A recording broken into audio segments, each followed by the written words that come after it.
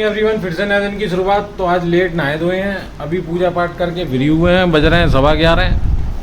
तो लेट आज इसलिए हो गए क्योंकि लूज मोशन हो गए। कल दावत अच्छी खाई, थोड़ा सा भी बाहर का खाता हूँ मैं, मेरे को तो पेट गड़बड़ हो जाता है, तो बड़ी समस्या होती है। जबकि शाम को मैंने थोड़ी सी खिचड़ी खाई है, थोड़ी सी या 2 चमचे बस, इसलिए ज़्यादा खाया भी नहीं मैंने। वो भी दही से खाई कि मैंने पेट ख़राब ना हो, लेकिन हो गया तो हो ही गया, अब क्या कर सकते हैं। इसलिए लेट ना आया, तो मैं बार बार फ्रेश होने जाना पड़ रहा था। तो मैंने कहा पूजा भी करनी होती है, नहा के भागो, इससे क्या मतलब है। तो आराम से पेट खाली हो जाए, फिर तो आएगी नहीं, कुछ खाया है नहीं। तो अब सोच रहा हूँ खिचड़ी ही खाऊँगा, अब भी वही बनवाई है। और मानिक क्या चल रहा है, उदम टाटा फोन देखते ही टाटा नहीं बेटा हाय करते हैं, नमस्ते भी कर दी, राधे राधे। अच्छा अच्छा, सभी को राधे राधे मानिक की ओर से, है ना, सही है ना। अब हाय हाय हाय हाय। और इधर बन रहा है खाना, पापा खाना खाएंगे, मैं तो सिर्फ खिचड़ी बनवाई है अपने लिए, मैं खाऊंगा खिचड़ी।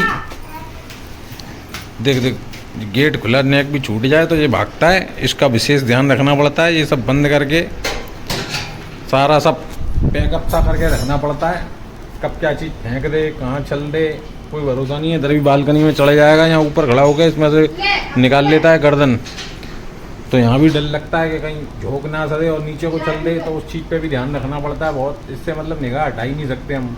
तो खिचड़ी का लगा रहा हूँ मैं छौंक, वो भी देसी घी और मक्खन में, चूँकि तड़का जिसे खा के अंग अंग फड़का। वैसे तो फड़क ही रहा है, थोड़ा सा और फड़क जाएगा। क्या खाएगी बेटी, क्या खाएगी? थोड़ा सा और फड़क जाएगा ना, ठीक है। और इसका खबर है टमाटर है, मजे आ रहे हैं। रायता खाना है, चलो ठीक है, मैं छौंक लगा लूँ जब तक। बेटी क्या खाएगी? खिचड़ी अपनी रेडी हो गई, यही आज का अपना खाना या नाश्ता कुछ भी कह लो, और रायता यही खाएंगे। तो आज पूरा दिन यूं ही चला गया अपना, आज ब्लॉग भी ठीक से नहीं बन पाया। वो क्या दिक्कत हुई थी वो मैं अभी आपको बताऊंगा बाद में। अभी मैं खा रहा हूँ खाना आ गया है अपना। आज चावल बनवाए थे, सुबह मैंने खिचड़ी खाई, अब बनवाए चावल। जैसा कि मैंने बताया था पेट खराब था तो दही भी ले लिया है। ये खाने के बाद मैं पूरी आपको जो क्या दिक्कत हुई वो सारी बाद में बताता हूँ। अभी दोनों खाना खा पी के आ गए यहाँ पर बगल वाले घर में। तो आज जो ब्लॉग नहीं बन पाया उसका रीज़न था कि आज अमितिया के यहाँ पर एक रेंट पे रहते थे भैया, बहुत प्यारे भैया थे वो बेचारे, और सुशील पाठक नाम था उनका।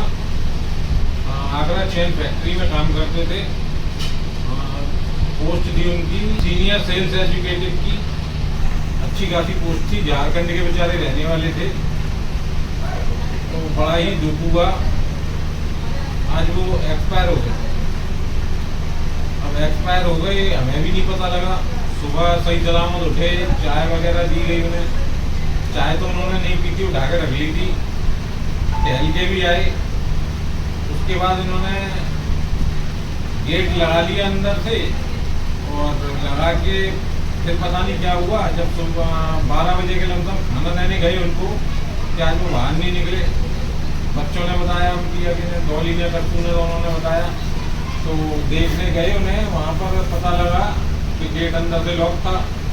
गेट बजाया काफ़ी भैया, गेट बजाने के बाद भी गेट नहीं खुला। तो अमित भैया को डाउट हुआ थोड़ा सा। अच्छा, इन्होंने जंगला लगा हुआ है वहाँ, खिड़की से झाँक करके देखा तो उल्टे डले हुए थे वो। तो अमित भैया फिर समझ में कुछ नहीं आया, ये भी होपलेस हो गए एकदम से कि ये हुआ क्या। तो ये दौड़ के आए मेरे पास, काकू टूट गया, लालू टूट गया। अच्छा, मैं भी जरा कपड़े वपड़े पहने नहीं थे मैंने, मैं भी चेंज कर रहा था, मुझे कहीं जाना था, तो वो भी प्रोग्राम कैंसिल हो गया। तो फिर मैं तुरंत दौड़ा चला आया। मैंने ब्लॉग तो कोई समझ में ही नहीं आया उस समय पे बना पाऊँ, तो सीधा दौड़ के आया, आकर के देखा वहाँ पर, तो तुरंत 112 नंबर पे कॉल करा। 112 नंबर कॉल करके पुलिस को बुलाया। पहले घर पे नहीं लगा सकते थे क्योंकि बाहर के रहने वाले, अभी कोई विचार करे और पुलिस केस बनता ही है जब किसी की डेथ हो जाती है, क्योंकि उसका कोई परिवार वाला भी नहीं है यहाँ पर उनका। तो उसकी डेट में हमने पुलिस को बुलाने के बाद पुलिस ने आके गेट खुलवाया।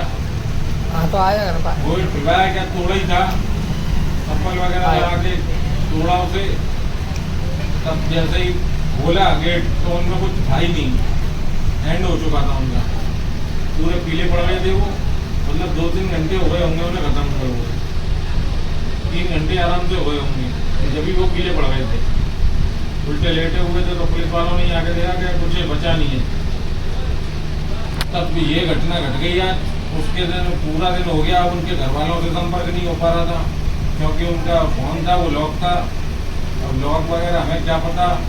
और फिर उन्हें कंपनी वालों को भी बुलाया, उनके आगरा चैन वालों को, वहाँ से भी HR वगैरह और जनरल मैनेजर सारे लोग आ गए थे।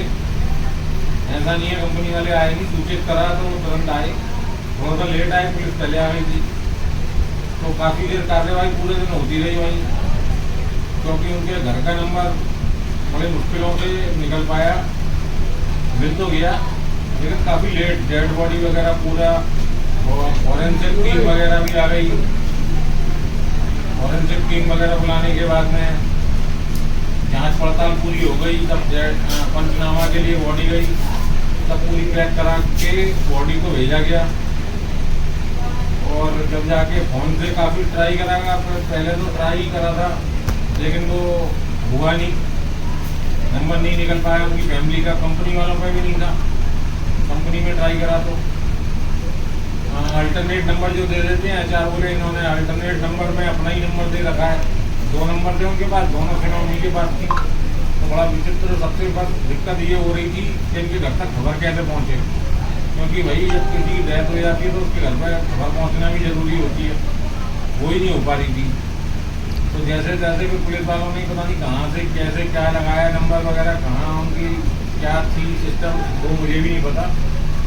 हाँ, बैंक वगैरह की पासबुक भी मिली, वहाँ पे भी सारे उन्हीं के नंबर लगे हुए थे। उनकी वाइफ के अकाउंट में भी पासबुक मिली, वो भी वहीं लगा हुआ था।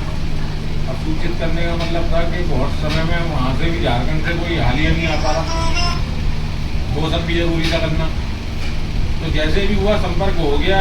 उसके बाद पुलिस शाम को गई है, सुबह की बैठी 12 बजे से शाम को गए। डेड बॉडी भी पहले भेज दी गई थी। अब क्या होगा, अब उनकी फैमिली आएगी, कल तक ही आ पाएंगी। आज भी वो लोग निकलेंगे तो वही कल तक आ पाएंगे यहाँ, क्योंकि झारखंड यहीं नहीं रखा, काफ़ी दूरी है, तो आ जाएंगे। पूरा दिन हो गया उसी में, तो यूँ करके आज ब्लॉग बना नहीं पाए। तो मैंने कहा अब आप लोग भी हमारी फैमिली हो, तो इसके अब जब हम सारी चीज़ें दिखा रहे हैं तो मैंने कहा ये भी बता ही दूँ आप लोगों को।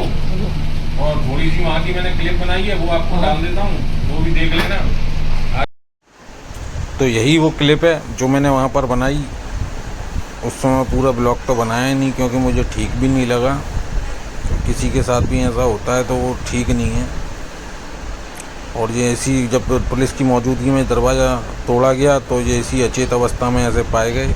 यहाँ ये देखो चाय भी रखी हुई जंगले पे, चाय इन्हें सुबह के टाइम पे दी गई थी, बट सुबह टहल के भी आए हैं, पर पता नहीं इन्हें क्या हुआ।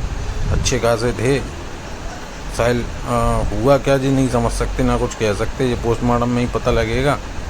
और ये पूजा पाठ भी वो करते तो ऊपर भगवान की तस्वीरें वगैरह भी लगा रखी हैं अच्छे खासे। सुपारी का भी अगले को शौक़ नहीं था, बहुत बढ़िया आदमी थे। मेरी तो एक बार ही इनसे मुलाकात हो पाई थी, एक बार ही बात हो पाई थी, दोबारा में कभी हुई नहीं, बस दुआ सलाम होती रहती थी, राम राम जब भी मिलते थे आते जाते, बस इतना ही।